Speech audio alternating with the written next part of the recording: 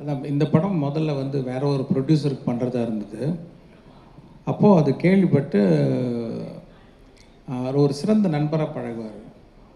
அவர் கேள்விப்பட்டு, என்ன நீங்கள் வந்து எனக்கு ரொம்ப பிடிச்ச படம் இந்த இந்தியன், இது நீங்கள் வெளியிலலாம் பண்ணக்கூடாது, எனக்கு தான் பண்ணணும் அப்படின்னு ஒரு ஒரு ஒரு அன்பு கட்டளை மாதிரி, இது நான் தான் பண்ணுவேன், ப்ரொடியூஸ் பண்ணுவேன் அப்படின்னு சொல்லி விரும்பி கேட்டு, அப்புறம் நான் அந்த ப்ரொடியூசர் அவங்கள்ட்ட பேசி, அப்புறம் அந்த படத்தை வந்து இப்போது ஒரு சுபாஷ் தயாரிக்க நம்ம படம் எடுத்திருக்கோம் இந்தியன்.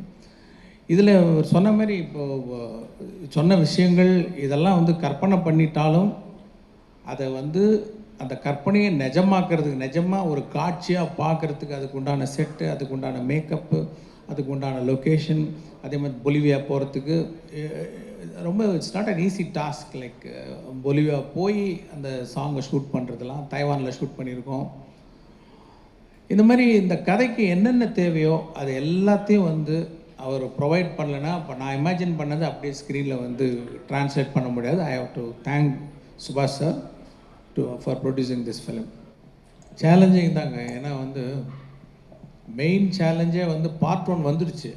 அது என்ன கதாபாத்திரம், அவர் என்ன பண்ணுவார், எப்படி அட்டாக் பண்ணுவார், எல்லாமே ஓப்பன் சீக்ரெட். இதெல்லாம் மீறி பார்ட் 2 பண்ணணும்னா என்ன பண்ணுவீங்க நீங்கள்? ஸோ கிட்டத்தட்ட ஒரு 28 வருஷம் ஆச்சுன்னா, ஒரு 20 வருஷமாக வந்து இந்த பார்ட் 2 கதை பண்ணணும்னு சொல்கிற உணர்வு இருக்குது. ஆனால் கதை அமையலை. ஏன்னா அதெல்லாம் தவிர்த்துட்டு சில விஷயங்களை தவிர்க்க முடியாது. ஸோ ஏற்கனவே பார்த்தது இல்லாமல் இந்த உணர்வை இறக்கி வைக்கணும் அப்படின்னும் போது இந்த கதையும் திரைக்கதையும் காட்சிகள் தான் பெரிய சேலஞ்சிங்காக இருந்தது. இன்னொன்று வந்து பார்ட் 1 வெறும் தமிழ்நாட்டை சுற்றி தான் நடக்கும் கதை. இது பார்ட் 2 வந்து இந்தியா பூரா விரியுது கதை. அப்படின்னும் போது நான் முடிஞ்ச வரைக்கும் அத்தனை ஸ்டேட்டையும் இந்த படத்தில் காட்டணும்னு நான் முயற்சி பண்ணியிருக்கேன், ஆல்மோஸ்ட் பண்ணியிருக்கேன். ஸோ அத்தனை ஸ்டேட்டுக்கு லொக்கேஷன் பார்த்து, அத்தனை ஸ்டேட்லேயும் பர்மிஷன் வாங்கி, அத்தனை ஸ்டேட்லேயும் ஷூட் பண்ணி கொண்டு வர்றது. ஸோ அது பெரிய சேலஞ்சிங்காக இருந்தது. மெயினாக வந்து ஆடியன்ஸ் ஏற்கனவே என்னுடைய படங்களை பார்த்துட்டு இதில் வரும்போது இன்னும் கொஞ்சம் ஏதாவது எதிர்பார்ப்பாங்க, அதை பூர்த்தி செய்யணுன்ற போது அது ஒரு பெரிய சேலஞ்சாக இருந்தது. இதில் வந்து மெயினாக நிறைய கேரக்டர்ஸ், கேமியோஸ் ஜாஸ்தி. அது எல்லாமே நல்ல ஒரு பண்பட்ட நடிகர்கள், நல்ல அனுபவம் வாய்ந்த நடிகர்கள், சிறந்த நடிகர்களை வந்து இந்த படத்தில் கேஸ்ட் பண்ணியிருக்கோம். Like Samuthirakani sir, S J. சூர்யா, பாபி சிம்மா, தம்பிராமையா, மனோபாலா, விவேக், அப்புறம் ரேணுகா, சொல்லிட்டேன், சித்தார்த் மெயினாக, ரகுல் பிரீத் சிங், பிரியா பவானி சங்கர், நிறைய கேமியோஸ், எல்லாருமே ரொம்ப சிறப்பாக நடிச்சிருக்காங்க. ஏன்னா இதில் நிறைய ஃபேமிலி விஷயங்கள்லாம் அந்த படத்தில் வருது. ஸோ எல்லா ஃபேமிலியும் வந்து எங்கேஜாக பார்க்கக்கூடிய படமாக இது இருக்குன்னு நான் நம்புகிறேன். அடுத்து பார்த்திங்கன்னா இதில் வந்து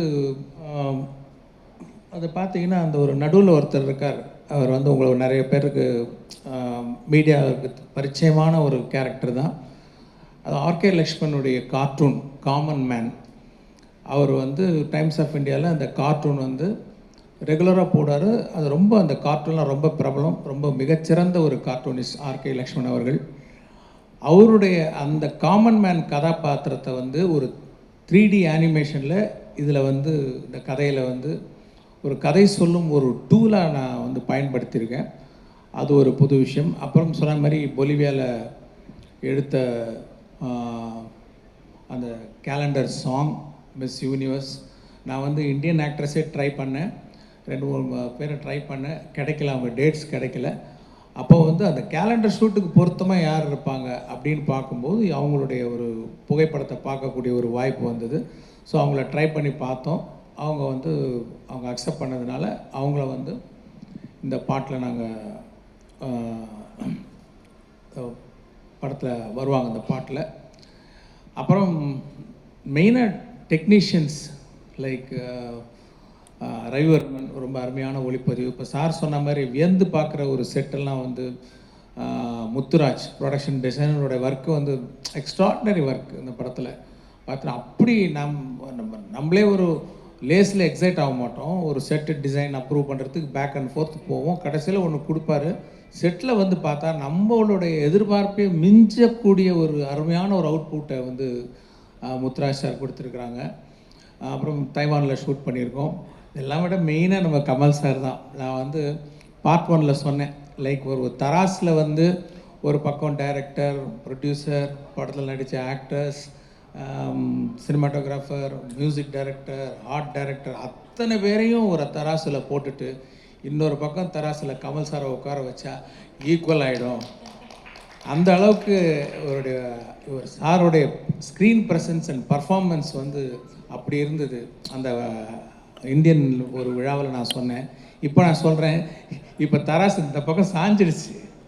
சார் வந்து எங்கள் எல்லாரையும் மிஞ்சிற அளவுக்கு அவர் வெயிட்டாக இருக்கார் அந்த படத்தில் அப்படிங்கிறத நான் வந்து இங்கே நீங்கள் கேட்டிங்களே படத்தில் வேறு என்ன நான் இல்லைன்ட்டு, சாரோடைய பர்ஃபார்மன்ஸ், சாரோடைய ப்ரெசன்ஸ், ஏன்னா அவர் வர சீனெல்லாம் வந்து அப்படி ஒரு பிரமிப்பை ஏற்படுத்துது. அது ஒரு எழுதுனதுக்கும் அது ஒரு சீனாக ட்ரான்ஸ்ஃபார்ம் ஆகும்போது அது எந்த அளவுக்கு உயர்ந்து நிற்குதுன்றதை என்னால் பார்க்க முடிஞ்சுது. ஐ பிலீவ் நீங்களும் அதை ஃபீல் பண்ணுவீங்கன்னு நினைக்கிறேன். இது ரொம்ப பெரிய மேடைங்க. இந்த மேடையில் 2 பேர் இருக்காங்க, இயக்குனர் சங்கர் அவர்கள் அண்ட் த கிரேட் கமல்ஹாசன் அவர்கள். இவங்க 2 பேரும் வாழ்க்கையில் இருக்கிற எல்லா மேடையும் பெரிய மேடையாக தான் சந்திச்சிருக்காங்க. ஏன்னா அவங்களோட உழைப்பாலையும் திறமையாலையும் அவங்களோட விஷனாலையும் அந்த மேடையை உருவாக்கிட்டு இருக்காங்க. அப்படி ஒரு மேடை தான் இந்த இந்தியன் 2ஓட ப்ரீ ரிலீஸ் மேடை. அந்த மேடையில் எனக்கு வந்து அவங்க பக்கத்தில் சேர் போட்டு உட்காத்தி வச்சது என் வாழ்க்கையில் இது ரொம்ப பெரிய மேடை, மிகப்பெரிய மேடையாக நான் ஃபீல் பண்ணுறேன். ஸோ எனக்கு இந்த இடத்த கொடுத்ததுக்கு உங்கள் 2 பேருக்கும் ரொம்ப ரொம்ப thanks. It's a dream come true moment for me. And எனக்கு டைரக்டர் இந்த படத்தை கூப்பிட்டு இந்த வாய்ப்பை கொடுத்தது என் வாழ்க்கையில் 2வது முறை எனக்கு வாய்ப்பு கொடுக்குறாரு. 22 வருஷத்துக்கு முன்னாடி கூப்பிட்டு ஒரு வாய்ப்பு கொடுத்தாரு. அந்த வாய்ப்பை நான் பயன்படுத்தி என்னோட கனவையும் உழைப்பையும் போட்டு 20 வருஷம் வந்துட்டேன். இப்போ இன்னொரு வாய்ப்பு கொடுத்துருக்காரு. இந்த வாய்ப்பை வச்சு நான் அடுத்த 20 வருஷம் ஓட்டிப்பேன்னு எனக்கு ரொம்ப கான்ஃபிடென்ஸாக இருக்குது. ஸோ இயக்குனர் சங்கருக்கு இந்த 2 வாய்ப்பு எனக்கு கொடுத்ததுக்கு ரொம்ப ரொம்ப நன்றி. அண்ட் என் பக்கத்தில் உட்காந்துருக்கிறவர் வந்து நான் சின்ன வயசுலேருந்து கனவுல பார்த்துருக்கேன், இப்போ ரெகுலராக நேரில் பார்க்குறேன். ஆனால் வித்தியாசம் பெருசாக இல்லை. எனக்கு எப்போவுமே அவர் கமல் சார், எனக்கு எல்லாமே ஒரு நடிகனாக நான் இங்கே இருக்கிறதுக்கான காரணம் அவர் தான். கமல் சார் நீங்கள் இல்லைன்னா ஒரு நடிகனாக நான் இல்லை. அண்ட் இவங்க 2 பேரும் ஒருத்தர் என்னை அறிமுகப்படுத்தினார், ஒருத்தர் நான் ஏன் நடிக்கணும்னு எனக்கு ஞாபகப்படுத்தினவர். ஸோ இவங்க 2 பேரோடையும் ஸ்டேஜ் ஷேர் பண்ணுறது மட்டும் இல்லை, இவரோட ஸ்க்ரீன் ஸ்பேஸ் ஷேர் பண்ணுறது, அவர் வாயால் ஸ்டார்ட் கேமரா ஆக்ஷன் கேட்குறது, இது எல்லாமே நான் ஏதோ ரொம்ப பெரிய புண்ணியம் பண்ணிட்டு வந்திருக்கேன்னு நினைக்கிறேன். So I am very very grateful and I am very happy இந்த படத்தை சப்போர்ட் பண்ணுறதுக்கு நீங்கள் எல்லாருமே வந்திருக்கீங்க.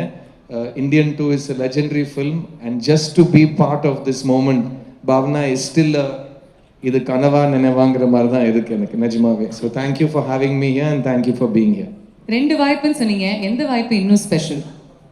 ரெண்டுமே சொல்லக்கூடாது, 2 ஐ திங்க் ரெண்டுமே வாய்ப்பு எப்பவுமே ஸ்பெஷலாக தாங்க இருக்கும். பிகாஸ் சங்கர் சார் வாய்ப்பு கொடுத்தாலே அது ஒரு பெரிய விஷயம் தான். அந்த வாய்ப்பை நம்ம எப்படி யூஸ் பண்ணிக்கிறோங்கிறத பொறுத்து இருக்கு.